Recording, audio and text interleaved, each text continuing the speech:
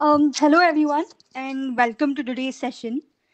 On the occasion of International Day of the World's Indigenous People, we welcome you all to our first national webinar on the topic Protecting Tribal Rights.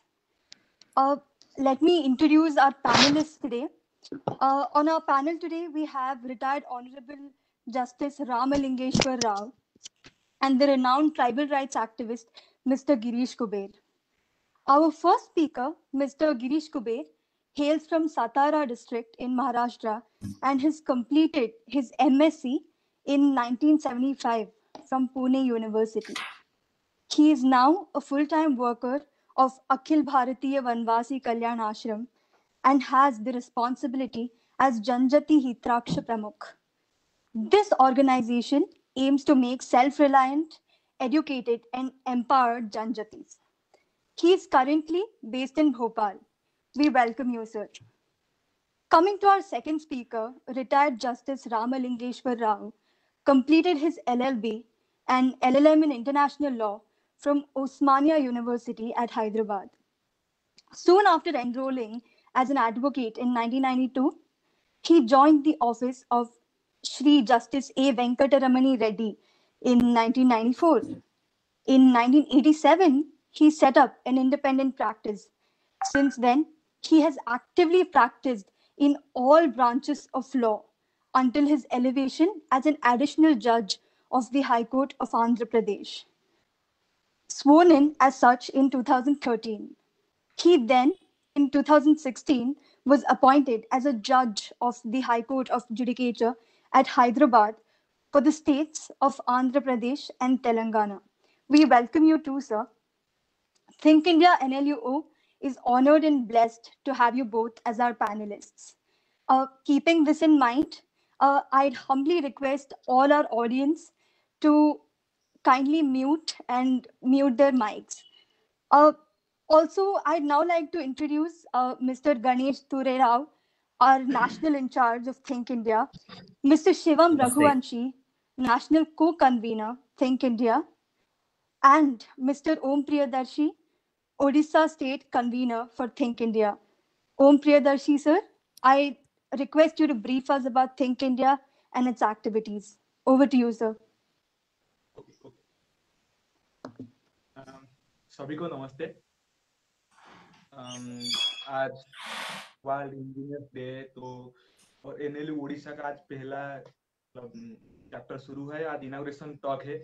तो think India के बारे में मुझे बताना है. बहुत कम time दिया गया है और जैसे थिंक इंडिया मतलब 1.5 डिकेड 2006 से शुरू हुआ है तो बहुत सारे बातें बताने के लिए, लेकिन मुझे ब्रीफ करना है. तो जब 2006 मतलब पोस्ट मॉडर्न एज शुरू हो रहा था इंडियन मतलब पेनिसुला में, तो ऐसे बात हुआ कि जो हमारे क्रीमी लेयर स्टूडेंट्स हैं मतलब आईआईटी, एनआईटी, एनएलयू, आईआईएम ऐसे इंस्टीट्यूशन के जो भी स्टूडेंट है, नेशनल इंस्टीट्यूशन और जो प्राइवेट ग्लोबल यूनिवर्सिटी है इंडिया में, उसका जो स्टूडेंट्स हैं, तो उन स्टूडेंट्स को लेकर एक मतलब प्लेटफॉर्म देने के लिए, एक सिंगल विंडो में सबको लाने के लिए ऐसा एक सोच बना था. तो 2006 में NLU Bangalore, IIM Bangalore, IISc Bangalore and निम्हांस ऐसे 4 इंस्टीट्यूशन के कुछ स्टूडेंट्स मिलकर एक पहले मतलब पूरा मैं बता रहा हूँ, पहले वो बैठे ऐसे मतलब बात किए कैसे करेंगे क्या करेंगे, फिर उनका एक अच्छे मीटिंग हुआ, फिर एक प्लेटफॉर्म बना. फिर 2007 में जब थिंक इंडिया के फर्स्ट नेशनल कॉन्वोकेशन हुआ था, तो उसी दिन थिंक इंडिया मतलब ऑफिशियली फॉर्म हुआ और इंडिया के बहुत सारे उसके एनआईटी के, आईआईटी, आईएम के स्टूडेंट वहां पे मिलकर एक प्लान बनाए कि हम एक अपना प्लेटफॉर्म बनाएंगे जहां पे हम अपना थॉट शेयर कर सके और देश के लिए, इंडिया के लिए कुछ कर सके. तो 2007 में वहाँ आर्ट ऑफ लिविंग आश्रम श्री श्री रविशंकर जी के वहां पे ही थिंक इंडिया का शुरुआत हुआ. फिर उसके बाद बहुत Sir, सारे कैंपस में. sir, sorry to cut you off. Could you please be a little louder? Okay. Yeah, thank you. हाँ, तो 2006 में शुरू होने के 2007 में ऑफिशियली शुरू होने के बाद हम बहुत सारे कैंपस में गए, कैंपस में यूनिट बनाया गया. फिर ऐसे 2009 में हम all India national institute students का मीट भी हुआ। फिर उसके बाद जागृति, जहाँ पे जो जितने सारे नेशनल इंस्टीट्यूट के जो भी रिप्रेजेंटेटिव है, तो उनका भी एक मीट हुआ। ऐसे थिंक इंडिया होते मतलब शुरू हो गया। फिर कैंपस में हो गए। फिर ऐसे सोचते कि हमें अब आगे क्या करना है। और ये एक आइडिया भी उस टाइम आया, मतलब मैं उसको क्लियरली बताना चाहता हूँ कि जब कोई एनआईटी का स्टूडेंट, मतलब मैं एनआईटी से हूँ, तो मैं एनआईटी का स्टूडेंट अगर एक सोचूं कि एक प्रोजेक्ट बनाऊं, क्या एक नया कुछ इनोवेटिव आइडिया मेरे पास आई, जैसे ड्रोन के आइडिया मेरे पास आया, तो वो ड्रोन बनाने के लिए मेरे एनआईटी में उस पर कोई काम नहीं होता है। Am I audible? ओम जी आप ऑडिबल है, थोड़ा सा आवाज और बढ़ा कीजिए आपका। Okay okay okay okay okay. हाँ, तो मैं बोल रहा था कि अगर मैं एनआईटी के स्टूडेंट हूँ और मुझे ड्रोन बनाना है, तो मेरे एनआईटी में ड्रोन के ऊपर काम नहीं होता है। तो अगर मैं थिंक इंडिया से जुड़ता हूँ, तो मुझे बहुत सारे दूसरे एनआईटी और आईआईटी के स्टूडेंट में कांटेक्ट में आऊंगा, तो उनके पास से मैं अपना आइडिया ले सकता हूँ। हेलो, अभी भी कमेंट आ रहा है? और भी थोड़ा आवाज बढ़ाना है क्या? ओम जी आप है ना फोकस करिए, आप थिंक इंडिया के बारे में बताइए, समय कम है हमारे पास। Okay okay okay. हाँ, तो उसी हिसाब से मुझे बहुत सारे आईआईटी में कांटेक्ट मिलेगा, फिर मैं ड्रोन बना सकता हूँ।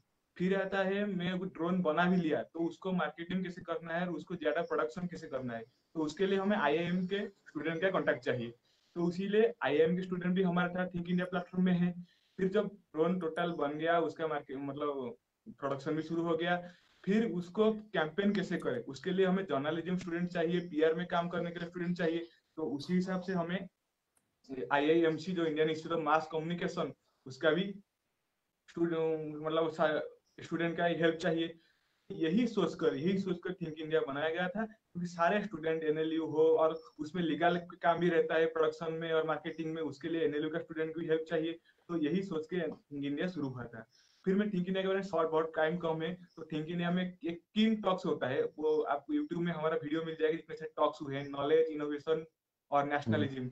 वैसे बहुत सारे जो जो प्राइम इशू है देश का, उसके ऊपर भी हम टॉक करते हैं। अभी जो लॉकडाउन के टाइम था, उस टाइम हम मतलब कंटिन्यूअसली 51 टॉक किए, जिसमें एनवायरमेंट से लेकर जेंडर इश्यूज और एजुकेशन एंड पॉलिटिक्स, सारे जो टॉपिक यूथ के लिए, मतलब नेशनल स्टूडेंट के लिए इम्पोर्टेंट है, वो सारे टॉपिक में हमारा टॉक हुआ था। और रेगुलर ऐसे वर्कशॉप वगैरह चलता रहता है, वो भी है। और बात है इंटर्नशिप का, तो थिंक इंडिया मतलब शायद एक ही इंस्टीट्यूशन है, एक ही ऑर्गेनाइजेशन है, जो नेशनल इंस्टीट्यूशन स्टूडेंट को एक ही प्लेटफॉर्म में बहुत सारे मतलब बहुत सारे डेली इंटर्नशिप प्रोवाइड करता है। तो पहला इंटर्नशिप बोलते जा रहा हूँ, अनुभूति। अनुभूति एक सोशल इंटर्नशिप है, जिसमें आपको एनजीओ सेक्टर और सोशल वर्क, ये सेक्टर में काम करने को मतलब ये मिलेगा, चांस मिलेगा, अपॉर्चुनिटी मिलेगा। और दूसरा इंटर्नशिप आता है नीति। नीति एक पब्लिक पॉलिसी इंटर्नशिप है, जिसमें बहुत सारे स्टूडेंट को, जो मतलब आईआईटी एनआईटी में टेक्नोलॉजी के क्षेत्र में पढ़ रहे हैं, लेकिन उनको पॉलिसी मेकिंग ऐसे काम में इंटरेस्ट है, तो वो स्टूडेंट के लिए नीति इंटर्नशिप है, जिसमें आपको Jammu Kashmir study centre, north east centre, centre of policy research, या फिर एसपीएमआरएफ हो, तो ये सारे इंस्टीट्यूशन में पॉलिसी कैसे बनाया जाता है, उसके ऊपर आपको काम करने में, 2 महीने का काम करने में इंटर्नशिप मिल सकता है। फिर आता है संवाद। जैसे आईआईएमसी का स्टूडेंट हो और बाकी भी बहुत के स्टूडेंट ऐसे न्यूज लिखना, ब्लॉगिंग करना या फिर आर्टिकल लिखना, उसमें इंटरेस्टेड है, तो संवाद इंटर्नशिप में, ये जर्नलिज्म इंटर्नशिप है, इसमें आपको बहुत सारे ऐसे स्वराज्य हो, ओपी इंडिया हो, यहाँ पे माइनेशन हो, तो बहुत सारे ऐसे मीडिया हाउस में काम करने का मौका मिल सकता है। फिर आता है एक शुरुआत इंटर्नशिप। तो शुरुआत इंटर्नशिप एक स्टार्टअप इंटर्नशिप है, जो शायद सिर्फ थिंक इंडिया प्रोवाइड करता है, कि स्टार्टअप कैसे शुरू करें, वो पर्टिकुलर कैसे शुरू होता है। फिर आप उस इंटर्नशिप में जाके जो जो नया सक्सेसफुल एंटरप्रेन्योर बने हैं, उनके पास काम करने का, सक्सेसफुल मॉडल हुआ है, उस प्रोजेक्ट में काम करने का ये मौका आपको मिलेगा, वो शुरुआत इंटर्नशिप पे। फिर जो अभी लॉ के मतलब फोरम में हो रहा है बात, तो लॉ के लिए जो सबसे अच्छा इंटर्नशिप है, वो है विधि इंटर्नशिप। विधि इंटर्नशिप तहत हम लोग लॉ स्टूडेंट को हाई कोर्ट या सुप्रीम कोर्ट के जो एडवोकेट हैं, उनके अंदर काम करने का मौका मिलता है। बहुत सारे लॉ फार्म में भी वो लोग जाके इंटर्नशिप कर सकते हैं। और मैं एक बात बता दूं कि अभी तक थिंक इंडिया ने 1000 से ज्यादा स्टूडेंट को, मतलब आपके इंस्टीट्यूट के इंटर्नशिप कमिटी जितना इंटर्नशिप नहीं दे पाता है उससे ज्यादा इंटर्नशिप प्रोवाइड कर चुका है। और अभी लॉकडाउन के टाइम हम 120 स्टूडेंट्स को भी ऑनलाइन इंटर्नशिप प्रोवाइड किए हैं। और उसके साथ इंटरनेशनल लॉ कमीशन ILC में भी हम लोग 20 स्टूडेंट्स से लगभग 20 स्टूडेंट भेज 21 स्टूडेंट्स हम भेज चुके हैं इंटर्नशिप के लिए। फिर रिसर्च असिस्टेंटशिप जो कि अनिरुद्ध राजपूत, मिस्टर अनिरुद्ध राजपूत जो कि ILC के मेंबर हैं, उनके अंदर भी रिसर्च असिस्टेंटशिप का भी मतलब असिस्टेंटशिप ये भी व्यवस्था है। और फेलोशिप भी होता है, जैसे कि आपको कोई भी नेशनल इंस्टीट्यूट के प्रोफेसर के अंदर अपने इंटरेस्टेड प्रोजेक्ट के अंदर 11 महीने का 11 मंथ का इंटर्नशिप मतलब एक फेलोशिप मिलता है, उसमें काम करने का आपको मौका ही मिलेगा। और एक बार बता दो कि NLU की बात चल रहा है, तो NLU में अभी इंडिया के अराउंड 15 NLU में हमारा कैंपस टीम है, वहाँ पे कैंपस एक्टिविटी होता है। जैसे यहाँ पे NLU उड़ीसा में टॉक हो रहा है, वैसे वहाँ पे सेमिनार, टॉक, वेबिनार ऐसे भी ऑर्गेनाइज होता रहता है। और आगे लास्ट में खत्म कर रहा हूँ, और आगे भी ऐसे प्लान हो रहा है कि थिंक इंडिया अलग अलग फोरम में, ऐसे लिबरल आर्ट्स से लेकर women empowerment, human rights, animal rights, ऐसे बहुत सारे फोरम को शुरू करके उसमें नए नए स्टूडेंट को जुड़ने के लिए और आपको मौका देने के लिए कि वहां पे आप अपने इंटरेस्ट के हिसाब से काम कर सके, वो भी सोचा जा रहा है। ठीक है, अभी अभी बहुत शॉर्ट टाइम था इसलिए इतना इंट्रोडक्शन देने पाया, और आगे जो भी आपको मतलब वो थिंक इंडिया की वेबसाइट में आपको डिटेल्स मिल सकता है। नमस्ते सची जी, आप over to you. Thank you, Om sir. That was lovely. I now request Girish Kuber sir, please enlighten us. नमस्ते सभी को मैं प्रणाम करता हूँ। थोड़ी क्षमा चाहता हूँ कि कुछ तकनीकी कारण मैं वेबसाइट पर जुड़ नहीं पाया हूँ। फोन पर मेरी आवाज सुनाई दे रही है आप सबको? मेरी आवाज सुनाई दे रही है? कोई बता देंगे? हाँ जी सर। Yes sir. मेरी आवाज सुनाई दे रही है? जी सर, जी सर, जी सर। सुन रहा हूँ? Yes sir, yes sir, yes जी सर। सर। तो मैं प्रारंभ कर सकता हूँ? जी हाँ, तो कभी भी कुछ कठिनाई आई तो मुझे कोई बता देना। तो मैं सर्वप्रथम इस प्रोटेक्शन ऑफ ट्राइबल राइट्स इस विषय पर थिंक इंडिया के माध्यम से ये वेबिनार आयोजित किया, इसलिए मैं उनका आभारी हूँ। और इस कार्यक्रम में जस्टिस रामलिंगेश्वर राव जी फ्रॉम हैदराबाद, वो भी यहाँ पर इस संबंध में अपने विचार रखेंगे। वास्तविक उनका बहुत बड़ा अनुभव है, जनजाति क्षेत्र में है, ट्राइबल एरिया में है, from schedule area, agency area.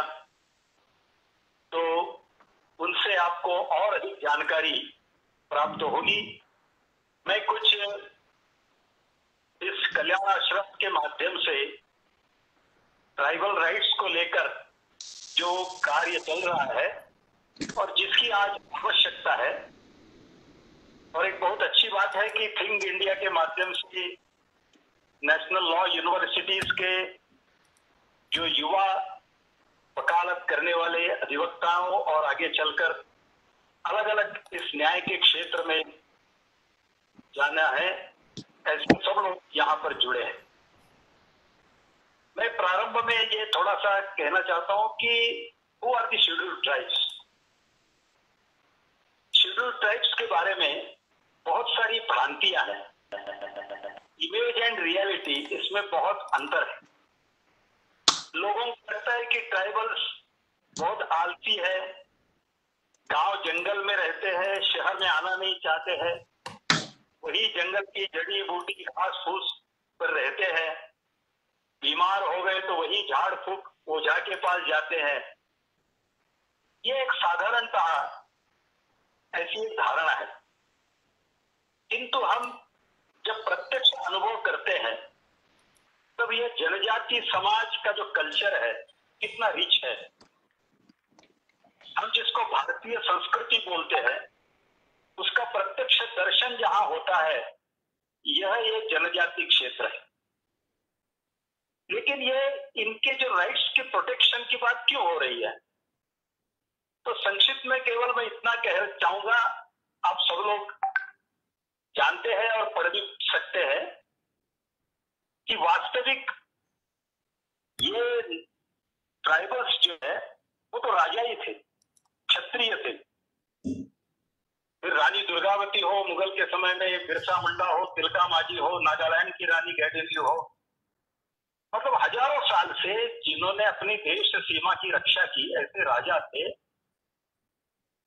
लेकिन ब्रिटिश काल में मुगलों तक ये सब ठीक था, लेकिन ब्रिटिश काल में पहले परमानेंट सेटलमेंट एक्ट जो 1793 में आया, और जो जंगल था, फॉरेस्ट है, उनका लाइवलीहुड का साधन है, वो सारा ब्रिटिशों ने शासन का कब्जा किया और उनको केवल जितनी जमीन वो कर रहे हैं उतनी ही जमीन पर उनको सीमित कर दिया। एक दृष्टि से ट्राइबल गरीब होना प्रारंभ हुआ। 1871 में क्रिमिनल ट्राइब एक्ट आया और ऐसे जनजातियां जो ब्रिटिशों के साथ संघर्ष कर रहे थे उनको क्रिमिनल ट्राइब करके डिक्लेयर कर दिया। ये एक ब्रिटिशों की साजिश। 1874 में उन्होंने कुछ डिस्ट्रिक्ट शेड्यूल डिस्ट्रिक्ट करके घोषित किया और 1936 में excluded and partially excluded area किया, जिसको आज हम 6th शेड्यूल और 5th शेड्यूल ये अपने कॉन्स्टिट्यूशन में प्रावधान है। मुख्य रूप से आसाम, मेघालय, त्रिपुरा और वहां पर जो 6th शेड्यूल एरिया है, अन्य जगह 5th शेड्यूल लागू हो सकता है। आज अपने देश में 10 स्टेट्स है जहां 50% से अधिक ट्राइबल्स रहते हैं। ऐसे ब्लॉक्स में, ऐसे डिस्ट्रिक्ट को उन्होंने पार्शियली एक्सक्लूडेड 5th शेड्यूल में डाला है, जिसमें गुजरात, राजस्थान, महाराष्ट्र, मध्य प्रदेश, छत्तीसगढ़, झारखंड, उड़ीसा, हिमाचल, आंध्र, तेलंगाना ये राज्य आते हैं।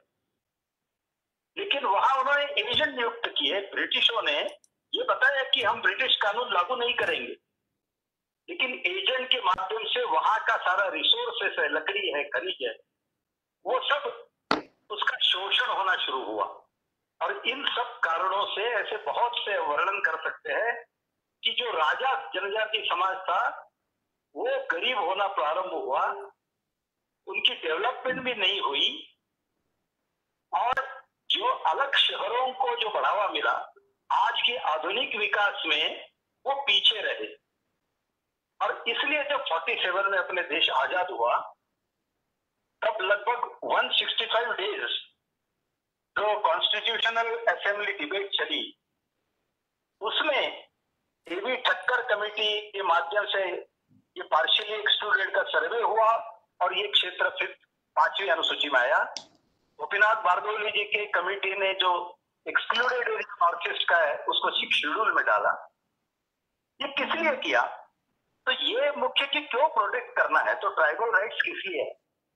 तो एक मैं थोड़ा स्पष्ट करना चाहता हूं कि अपने संविधान में अनुसूचित जाति है, अनुसूचित जनजाति, ये एक नहीं है।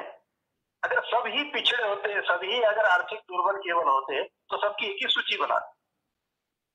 लेकिन हम देखेंगे, डिटेल में जाएंगे तो शेड्यूल्ड कास्ट के लिए जरूर रिजर्वेशन है, लेकिन शेड्यूल्ड ट्राइब के लिए मूलतः ही संविधान में प्रोटेक्शन। और इसीलिए प्रोटेक्शन के लिए जो भी संविधान में प्रावधान है और समय समय पर जो कानून बने हैं वो उनके कल्चर, उनके लाइफस्टाइल, उनके कस्टमरी लॉज और उनका लाइवलीहुड, जल, जमीन, जंगल, इसके प्रोटेक्शन के लिए ही बने। जैसे पेसा एक्ट है 1996 में बना, panchayat extension to scheduled area. Forest right act बना 2006। ये कानून क्यों बने हैं? उसी प्रकार स्वतंत्रता से ही संविधान से राजनीतिक पॉलिटिकल रिजर्वेशन था। 330 एंड 332 में MLAs and MPs were reserved in the scheduled area or the scheduled tribe only. उसी प्रकार नौकरियों में आरक्षण है, आर्थिक प्रावधान विशेष ट्राइबल समाज के डेवलपमेंट के लिए है, ट्राइबल सब प्लान है। इस प्रकार के बहुत सारे प्रावधान होते हुए भी आज जनजाति समाज की स्थिति क्या है? तो हम देखेंगे कि एक सबसे महत्व की बात है कि they are losing control on their natural resources. एक नासिक में ट्राइबल कमिश्नर थे युवक IS, उन्होंने कहा कि whatever natural resources we have consumed in last 50 years, if the same way of development will go on in next 20 years, that much natural resource again we will consume। मतलब इतना उनका सारा जीवन यापन का साधन ये आज के आधुनिक विकास में नष्ट हो रहा है। माइग्रेशन के बारे में भी जो आंकड़े हैं 2001 में 1 crore, there are actually 10.48 crores are one tribals were migrated for their work, for their livelihood, and in 2011 that increased 1.4 crores। Means 1 lakh tribals were more in 2011, means the migration is going on। In this COVID period also we have seen about the laborers। उसी प्रकार third point है वो displacement का। ये तो स्वाभाविक है कि देश के विकास के लिए जो जनसंख्या बढ़ रही है, इंडस्ट्रियलाइजेशन बढ़ना चाहिए, हाईवेज होना चाहिए, ये सब बातें हैं, इसलिए विस्थापन तो जरूर होगा। मतलब कितना है, तो पॉपुलेशन ट्राइबल का 8.4% है, लेकिन डिस्प्लेसमेंट ये टोटल डिस्प्लेसमेंट के 45% they are scheduled tribes were displaced, means there are 5 to 6 times more than the non-tribals। So this is the situation।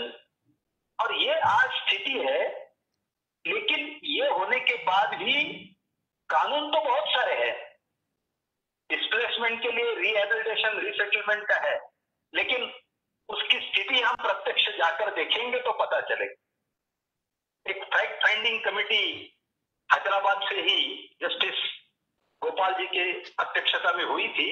Polavaram के जो पहले 8 गांव डिस्प्लेस किए थे उसका उन्होंने रिपोर्ट बनाया, कुछ एडवोकेट हाईकोर्ट के और रिटायर्ड जस्टिस। तो उनको ध्यान में आया कि जो गांव को डिस्प्लेस किया है उनके घर भी बने नहीं है, उनको जो जमीन दी गई है वहां पर पहले ही काश्तकार वहां पर खेती किसानी कर रहे हैं, उनको उसका कब्जा नहीं मिल पा रहा है। और जब लोग वहां कोई आदमी का मृत्यु हो गया तो वहां बैरियर लाइन भी नहीं मिली उनको। पुराने गांव में डैम से डिस्प्लेस गांव में जब आए तो वहां के घर भी सब डिस्मेंटल किए थे। ये सारी जो बातें डिस्प्लेसमेंट की बहुत सारी समस्या है। तो ये जो स्थिति है आज शेड्यूल्ड ट्राइब में, इसीलिए ये थोड़ा सा बैकग्राउंड बताया कि वास्तविक शेड्यूल्ड ट्राइब तो अपने देश के, अपने समाज के एक अविभाज्य अंग है।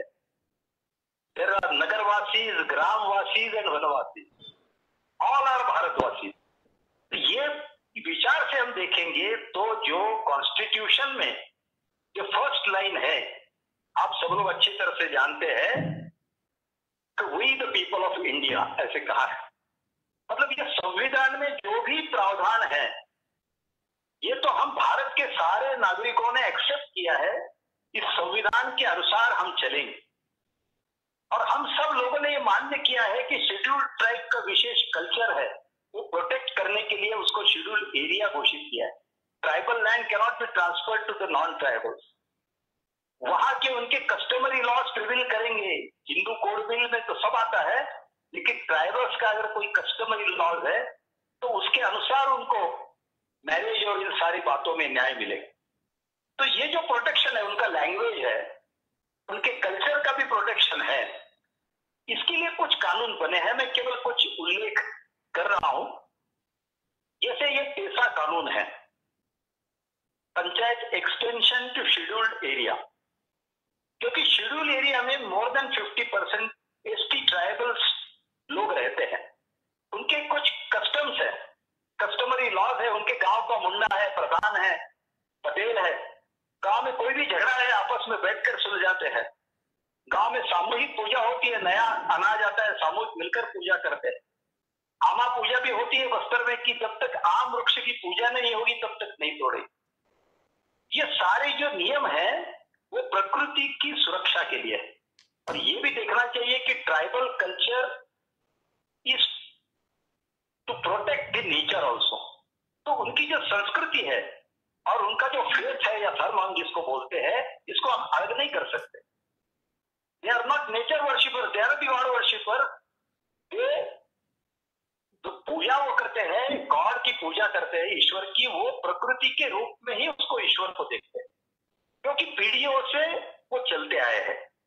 और इसीलिए ये पंचायत एक्सटेंशन की शेड्यूल एरिया में ऐसा कहा कि पंचायत राज कानून जब आया तो पंचायत में तो जनसंख्या के आधार पर किया, तो 4-5 टोले, फलिया, हैमलेट्स उसमें आ गए।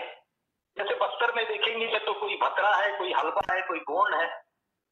तो अलग अलग मान्यता, परंपरा, उसका प्रोटेक्शन करना है तो पंचायत को एक्सटेंड करना चाहिए।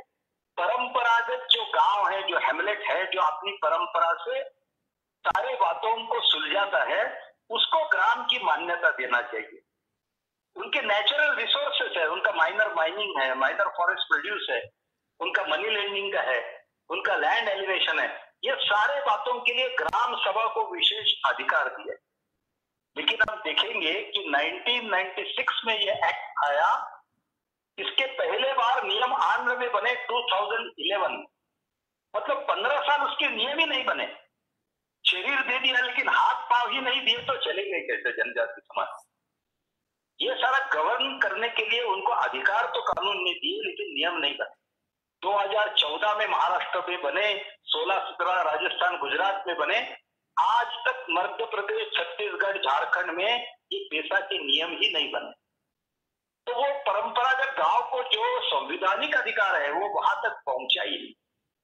तो उनका प्रोटेक्शन कैसे होगा, उनका कल्चर का भी प्रोटेक्शन कैसे होगा, क्योंकि इस पेशा कानून तो बहुत छोटा है, 3 पन्ने का, आप लोगों ने पढ़ा ही होगा। उसमें लिखा है कि गांव को अपनी रूढ़िगत परंपरा, संस्कृति को प्रोटेक्ट करने का भी अधिकार है, क्योंकि वो कल्चर अगर नष्ट होगा तो उनका लाइवलीहुड का आधार है, वो जो बायोडाइवर्सिटी की रक्षा है वो भी सब खत्म होगी। ये एक दूसरे से जुड़े हुए विषय। उसी प्रकार दूसरा एक महत्व का कानून 2006 में आया, फॉरेस्ट राइट एक्ट। उसमें कहा है कि ब्रिटिश काल से जो अन्याय हुआ, मैंने जो बताया कि पहली बार उन्होंने परमानेंट सेटलमेंट एक्ट 1793, तो जंगल उन्होंने शासन के मालिकी का किया ब्रिटिशों ने। आजादी के बाद भी वो फॉरेस्ट डिपार्टमेंट के पास रहा भारत सरकार के। पहली बार 2006 में ये कहा कि ब्रिटिश काल से ऐतिहासिक अन्याय, they are historical injustice to the tribals. ये कब ध्यान में आया?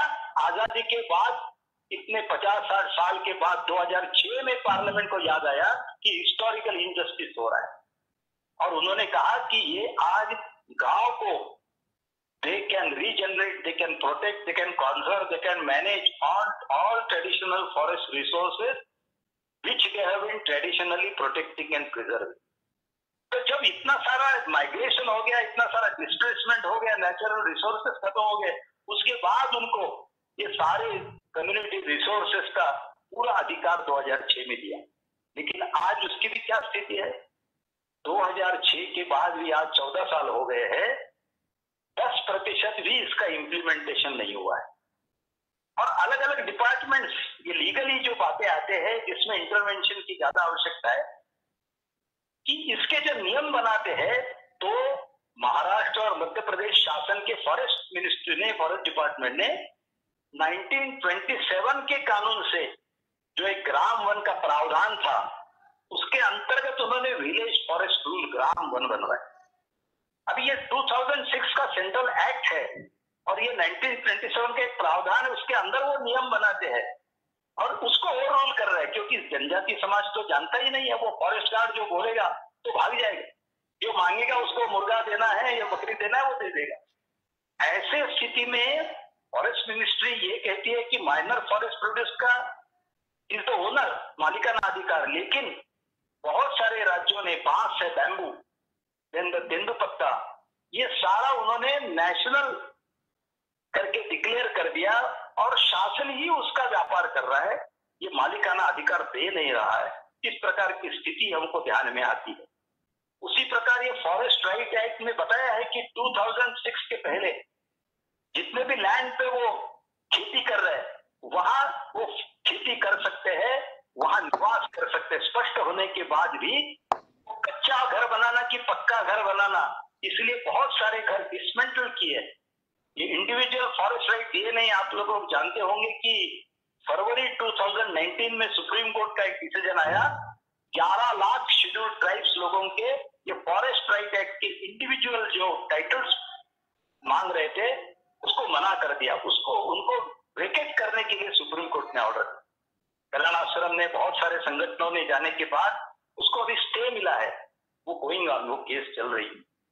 उसी प्रकार जनजाति समाज के लिए विकास के लिए बहुत दिनों से माइंस एंड मिनरल्स का जो कानून है उसमें 2015 में एक प्रावधान आया, डिस्ट्रिक्ट मिनरल फाउंडेशन।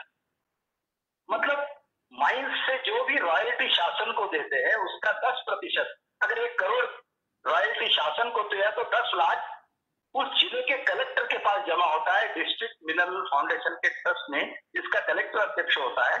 डिस्प्लेस जो माइनिंग से डिस्प्लेस है, और उसमें कहा है कि 60% उसका जो निधि है वो डायरेक्ट अफेक्टेड ट्राइबल्स के लिए ही देना है, direct affected scheduled tribes, direct affected mine के कारण और उस एरिया के विकास के लिए कर।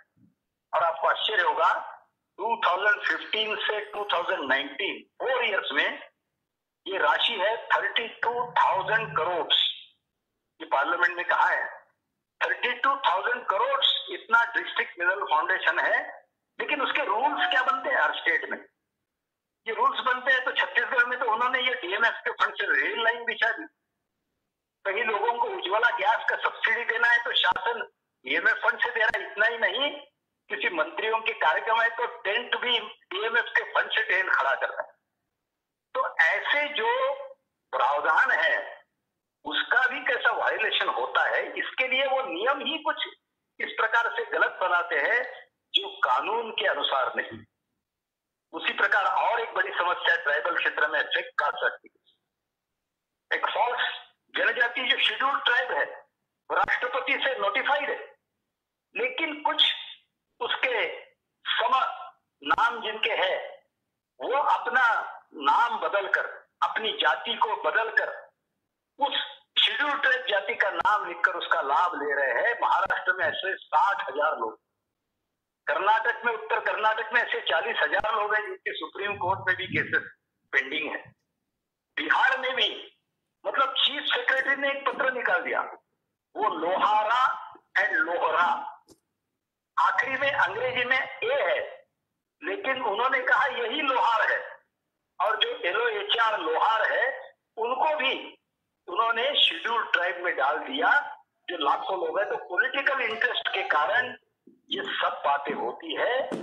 कानून एक जगह होता है, प्रत्यक्ष इंप्लीमेंटेशन अलग होता है, शासन प्रशासन की संवेदनशीलता भी नहीं हो सकती। तो ये सब बातें हैं। उसी प्रकार भूमि की बात, लैंड है। एक ही मैं एक उदाहरण बताऊंगा, समय बहुत कम है। जैसे झाबुआ जिला है मध्य प्रदेश का, अभी की बात है, वहां चली रही केस, एक भारतमाला परियोजना में दिल्ली बंबई 8 लाइन कॉरिडोर में ट्राइबल्स की जमीन थी और उनको कोई मुआवजा नहीं मिल रहा है। जब वहां अपने कुछ अधिवक्ता जाकर आए, महाराष्ट्र औरंगाबाद हाईकोर्ट के हैं विलास जी सोनवणे और कुछ लोग जाकर आए, तो उनको ध्यान में आया कि तो शेड्यूल एरिया है, आजादी के पहले से वो जनजाति लोग कर रहे पीढ़ियों से, उनका लैंड सेटल ही हुआ नहीं आज तक। और उस शासकीय जमीन पर लिखा है नर्मदा सरोवर के डिस्प्लेस लोगों के लिए आरक्षित भूमि। तो 1993 से वो रिजर्व रखा है, उसके पहले से आजादी से कर रहे हैं। तो उनके पट्टे ही जब तक नहीं मिलेंगे तो मुआवजे कैसे मिलेगा? तो अभी उसका पिटीशन देने के बाद अभी उसकी हलचल शुरू हो गई। अगर कोई नहीं इंटरवेंशन करता तो इन जनजातियों को ऐसे ही दूसरे जंगल में भाग जाना पड़ा। ये सोनभद्र की केस आप लोगों ने सुना होगा, उत्तर प्रदेश में, तो बहुत इंटरेस्टिंग केस है। एक गुम्बा गांव में 10 लोगों की हत्या हो गई, अगस्त सितंबर 19 की बात है। आजादी के पहले से कर रहे थे, किसी तहसीलदार ने किसी सोसाइटी के नाम की कर दी, फिर सोसाइटी के 2 लोगों ने अपने नाम की कर दी, उसने गांव के मुखिया को भेज दिया और एक दिन कलेक्टर ने जनजातियों का कब्जा खारिज कर दिया।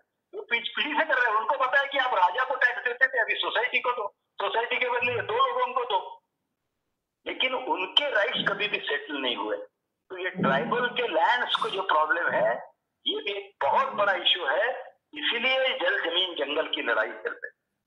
तो मुझे ऐसा लगता है कि इसके कारण एक तो जनजाति समाज को वास्तविक प्रोटेक्शन दिया है शेड्यूल एरिया में, वो गवर्नर का भी एक बहुत बड़ा रोल है, ट्राइबल एडवाइजरी काउंसिल का भी रोल है, जनजाति प्रतिनिधियों का भी रोल है, और अपने जैसे जो प्रबुद्ध जन है, विशेषता कानूनी क्षेत्र के भी हो या अन्य भी क्षेत्र के हो, क्योंकि हम तो देश में सभी लोगों ने, we the people of India, हमने ये सब मान्य किया है, तो उनको प्रोटेक्ट करने के लिए भी हमको कार्य करने की आवश्यकता है। और इसलिए मुझे ऐसा लगता है कि ऐसे बहुत सारे विषयों की चर्चा हो सकती है, इसका अध्ययन एक एक कानून का करने की आवश्यकता है। इसलिए मुझे ऐसा लगता है कि ये सारे कानून और उनके नियम के संबंध में एक तो रिसर्च की आवश्यकता है। जो युवा लोग हैं, जो आज तो नेशनल लॉ कॉलेज से जुड़े हुए आप सब लोग हैं, तो मैं आप सबको भी एक विनती करता हूं कि ये पंचायत एक्सटेंशन शेड्यूल एरिया का है, फॉरेस्ट राइट एक्ट के अलग अलग राज्यों के नियम का हम स्टडी कर सकते हैं। कानून एक कहता है, नियम कुछ अलग बनते हैं, ब्यूरोक्रेट्स कुछ अलग दृष्टि से विचार करते हैं। रिहेबिलिटेशन, रीसेटलमेंट, ये भी एक बहुत बड़ा प्रॉब्लम है। विकास के लिए विस्थापन तो होगा, लेकिन उनका रिसेटलमेंट होना चाहिए, क्योंकि लैंड एक्विजिशन 2013 में कहा है, उसी में RNR जोड़ा है, वो लार 2013 रिहेबिलिटेशन। पहले उनके रिहेबिलिटेशन का प्रावधान करना चाहिए, बाद में उस प्रकल्प को आगे बढ़ाना है। तो इस सारे बातों का प्रत्यक्ष इम्प्लीमेंटेशन हो रहा है। उसी प्रकार कुछ ट्रेनिंग मॉड्यूल्स जो जनजाति समाज के पढ़े लिखे लोग हैं, युवा लोग, वास्तविक जिस समाज के लिए कानून है, वो समाज को पता चलना चाहिए कानून क्या है, वो लोग उसके ऊपर जागरूक होना चाहिए। इसलिए सरल शब्दों में, स्थानीय भाषा में इन सारे ट्रेनिंग मॉड्यूल से इस कानून और नियम को हम बता सकते हैं क्या, ट्रेनिंग दे सकते हैं क्या। कोई लीगल एड का सेल कुछ ट्राइबल ब्लॉक्स में, कुछ विलेजों को लेकर हम पढ़ते पढ़ते यही भी एक प्रैक्टिकल अनुभव अगर लेंगे, तो आगे चलकर भी एक हमको इस प्रकार से एक्सपोजर मिल सकता है। और ये पेशा कानून के भी 10 स्टेट्स है, बाकी राज्यों में कैसे नियम बने हैं, 3 राज्यों में क्यों नहीं बने हैं, इस संबंध में भी हम कुछ एक ग्रुप बनाकर एक कुछ ऐसे मॉडल रूल्स जो भी आज बने हैं उसको लेकर हम कुछ राज्यों के साथ ये वार्तालाप भी कर सकते हैं क्या। तो ऐसे अनेक विषय, मुझे ऐसा लगता है कि इन विषयों में प्रोटेक्शन ऑफ ट्राइबल राइट्स के लिए हम सब लोगों को कार्य करने की आवश्यकता है। दूसरी एक बात है कि कुछ एक्टिविस्ट लोग नीचे स्तर पर भी काम करते हैं राइट्स को लेकर, उनको भी लीगल प्रकार से सपोर्ट हम सब लोग दे सकते हैं, ऐसा मुझे लगता है।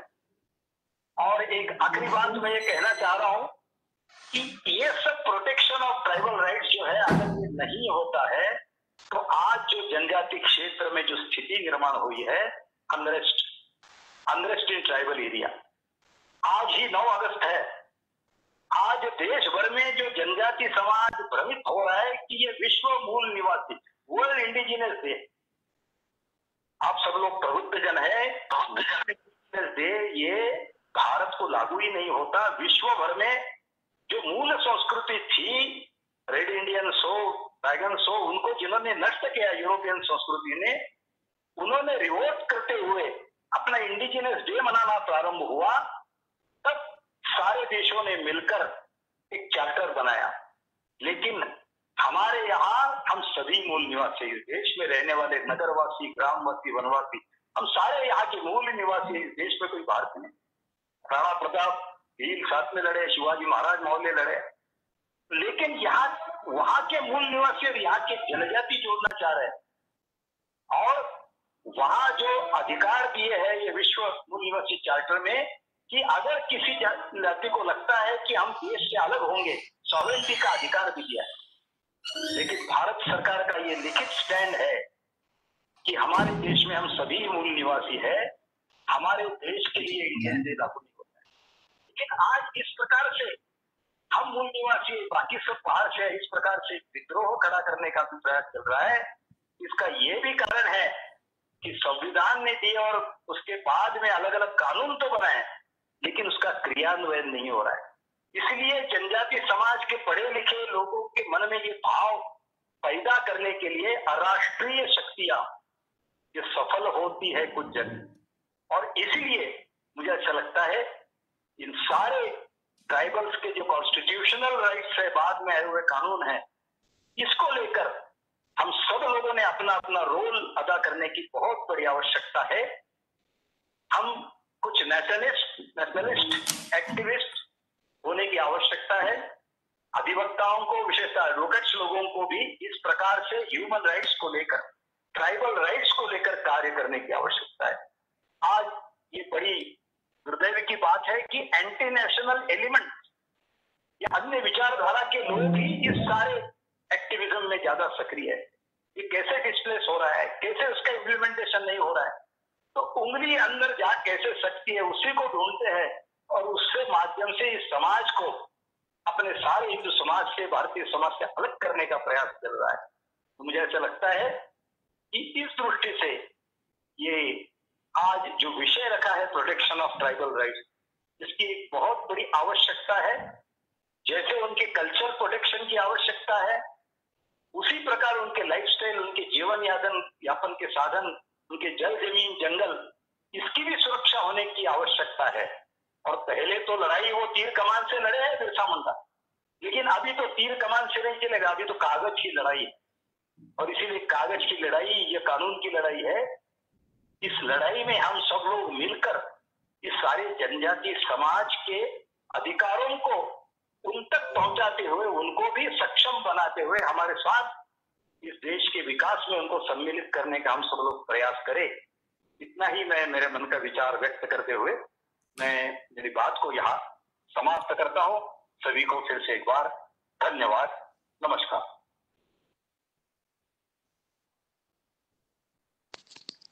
Thank you, sir. Sir, your insight and perspective, especially when you said Nagarvasi, Gramvasi, and Vanvasi, all are Bharatvasis. So this was so inspiring and powerful. Thank you, sir. Listening to you truly was a blessing. Justice Ramalingeshwar Rao, sir, we would now love to hear from you. Over to you, sir.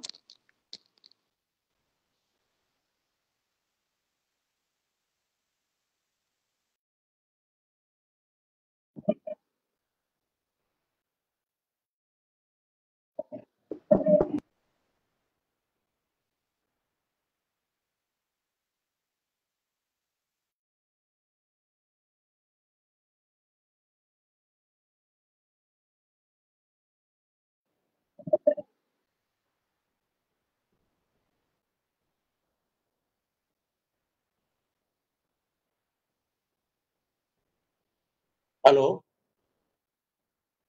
Are you able to hear me now? Yes, sir. Okay, Thank you. thank you very much. Because there was a problem with regarding unmuting of the mic. We're able to hear you, sir, now. Okay, thank you very much. Thank you, sir. Thank you and welcome all of you to an important subject, not only to the lawyers, to all the citizens of India. Why I'm saying is that we don't pay our attention to certain issues in our life, particularly in legal field. Mr. Omji, in his initial address itself, he stated that he belongs to the creamy layer. Creamy layer in the sense, creamy layer institutions, NITs, IITs, NLUS, so many things. The students who come to those institutions, they belong to the creamy layer of the society, naturally. I am reminded of a story when a student was asked to write who is a poor person. That student wrote that my colleague was not having a driver to his car, so he is a poor person. She is having a driver and a car. So that will be the comparison. We see from that angle only normally. We don't look at certain things. That is what we call, we look away. We look away at certain problems. The problems of indigenous people, particularly the scheduled tribes, is a real problem which haunts the society. We are not concerned with only reservation. We are concerned with their upliftment. Where is the host? Harsha is there. Can I send the slides actually? I want to share the slides. Is it possible for him? Because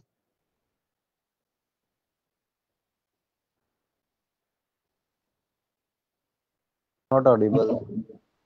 hello, can you share the slides along with my speech? I sent the slides. Hello, Not audible, sir. I'm talking about the slides. Hi, sir. Could you please help Justice in sharing the slides, please?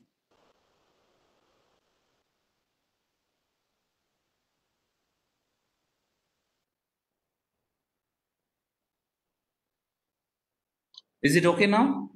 Is it okay? Yes, Yes, yes, sir. let's see. I am also trying from my side. That's why. Just let me see.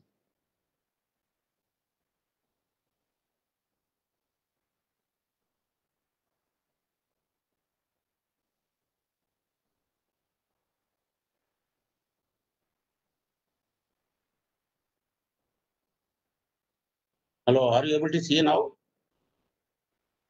Hello. Yes, sir. We're Okay. able to see, sir. Okay, thank you. Yes, thank you, sir.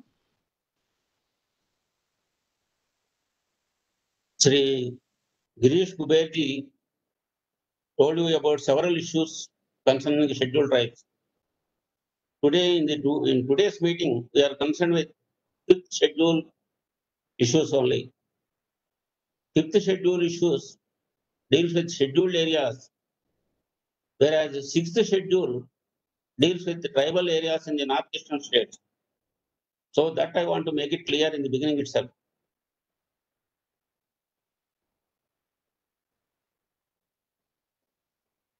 We have several rights for the protection of the tribals. The tribals were there, you know, even before we came. Somehow or other, historically, they were confined to the hills, forests, and other inaccessible areas. So there were fights, there were rebellions. So the British wanted to conduct census for their own purpose. They conducted in 1891 and categorized these tribes as forest tribes under a subheading, under the main heading of agricultural and pastoral caste. That was the position in 1891. There were 16 million tribes at that time. Then in 1901 census, they classified these people as animists. In the next census, they classified these people as tribal animists or people following tribal religion. You don't find any religion, known religion, in the mainstream of life, but tribals also have a religion of their own. As Girish Kuberji told you, they worship nature. Actually, that worship is a great worship. The subsequent religions came thereafter. We will come to that point later on. Then in next census of 1921, they were classified as hill and forest tribes. Then in 1931 census, they were classified as primitive forest tribes. Then came for the first time this Government of India Act 1935. They were called as backward tribes. In 1947, they were simply called as tribes. At that time, the strength was 2.47 crores.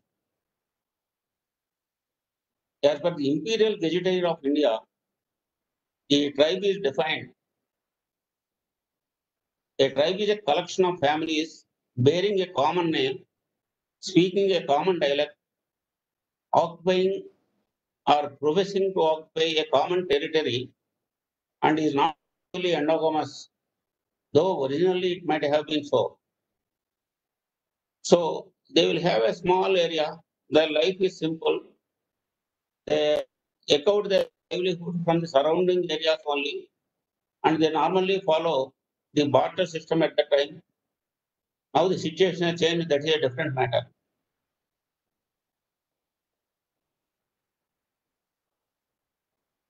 When we continue the pre-constitutional history, we have to see the Government of India Act 1870. In 1870, the Britishers thought, because they were the rulers and we were the ruled, so there were rebellions.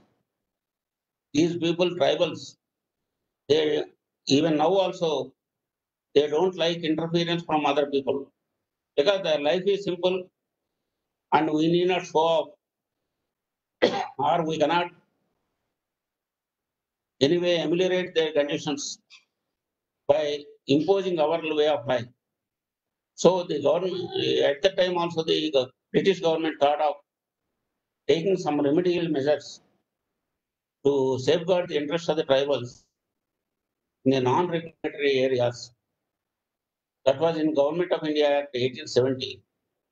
Then the important legislation came, that is Scheduled District Act 1874. In 1874, for the first time, certain tracts were specified and constituted as scheduled tracts. Actually, this is the origin for our scheduled areas now. Scheduled Districts Act, for the first time all over India, identified certain areas and constituted them as scheduled tracts. Then Montague-Chelmsford Reforms 1989 recommended for direct administration of areas by the head of the province. Now the governors are there. They should have absolute control of the scheduled areas in their states, respective states. So this is the origin in 1918. Then Government of India Act 1919 came. The Governor General in Council was given power to declare a territory as backward tract. Then they classified as wholly excluded areas and modified excluded areas. This classification was made for application of laws. The wholly excluded areas comes within their purview and the general laws are not applicable, whereas in the modified excluded areas with certain modifications, the laws can be applied. Then Government of India Act 1935 stated that no act or law of the central or provincial legislature applied to those areas, but the governor had the authority to apply laws with modifications as considered necessary. The position prior to Constitution was the general laws were not applicable to the scheduled areas unless they are made applicable by the governor. Now the situation is reverse. All the laws made for other people are applicable to the scheduled.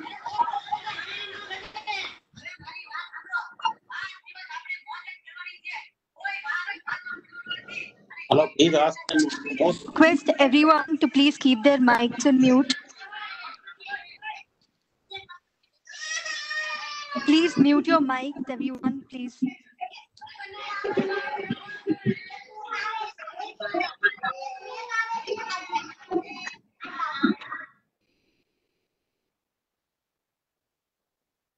Okay, happens. Then we got the Constitution in 1950. And our constitution recognizes the diversity in the country. And we wanted to have social cohesion. Our founding fathers, they recognized the disadvantages faced by certain communities, and to the best extent possible for them, they wanted to ameliorate their conditions and bring all people on equal footing, same platform. That is why in the preamble itself, we talked of justice, social, economic, and political. Now we are talking about the social justice, economic justice, and political justice. So, to some extent, we achieved political justice. We could not achieve economic justice and social justice in spite of passing of 70 years of the operation of the Constitution. And let us see the provisions in the Constitution. Article 15, you are aware as students of law, prohibition of discrimination is a general provision, and it gives scope for the state to make special provision for the scheduled tribes along with scheduled castes and other people. Then Article 16 deals with the equality of opportunity in public employment. There also, even though it is a general principle, it all will have an equal opportunity in public employment. But in view of the past history, the scheduled caste, scheduled tribes, and other backward classes are given scope for reservation in the post. That is for the state to provide reservation. And this is not a right created under the Constitution, but it is a provision made. Then Article 46 speaks of promotion of educational and economic interests of these marginal communities. These are the general provisions. Article 46, you will find place in the directive principles of state policy. Whereas Article 15 and 16, you will find place in the fundamental rights. Then the important provision which concerns us is Article 244, that is administration of scheduled areas and tribal areas. I already told you that we are concerned with the scheduled areas coming under 5th schedule, and these tribal areas, they come under 6th schedule. Article 330 speaks of reservation of seats in the House of People that nobody can deny, and that is being implemented. Similarly, Article 332 speaks of reservation of seats in the assemblies of the states, and that is also there. Then Article 335 recognizes the claims of the scheduled tribes to services and posts. Then Article 338A provides for constitution of a national commission, and national commission is also constituted now.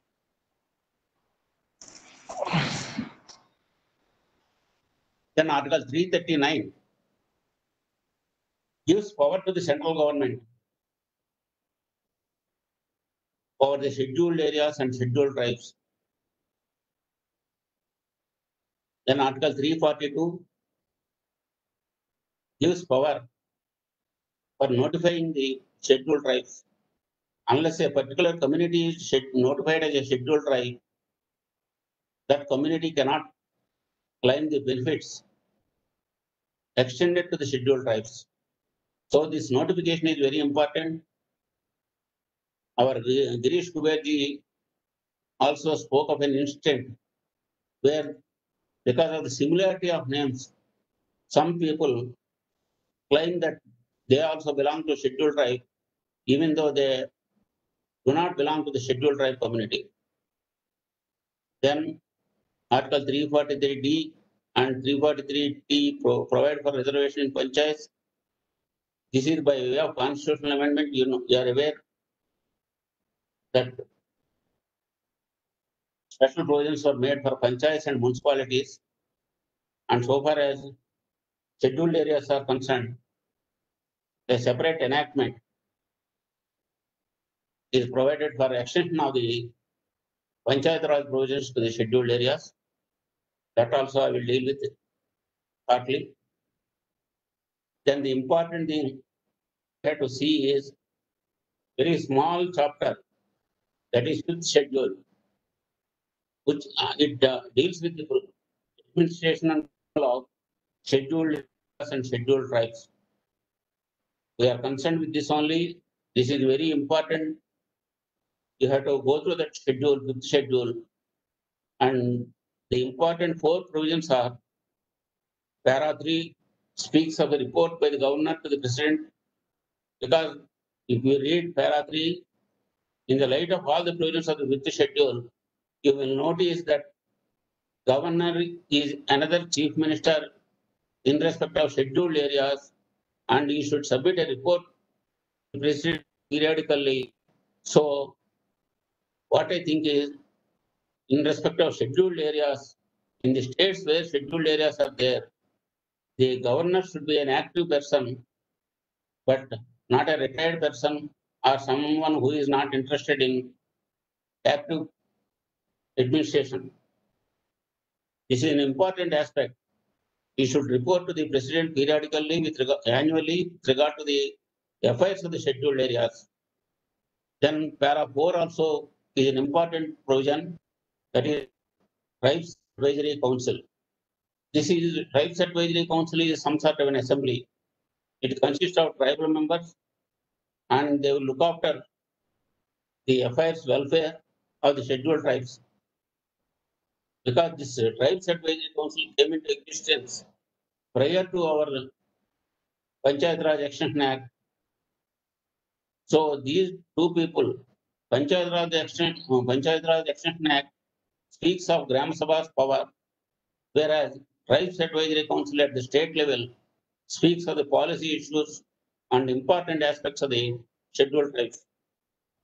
Then what is the law applicable to scheduled areas is stated in Para 5. That is a broad exposition of power. Under this power only, several steps are taken by the governors by framing regulations with regard to the curtailment of loans or alienation of land to the non-tribals and several other measures. Then Para 6 speaks of the scheduled areas.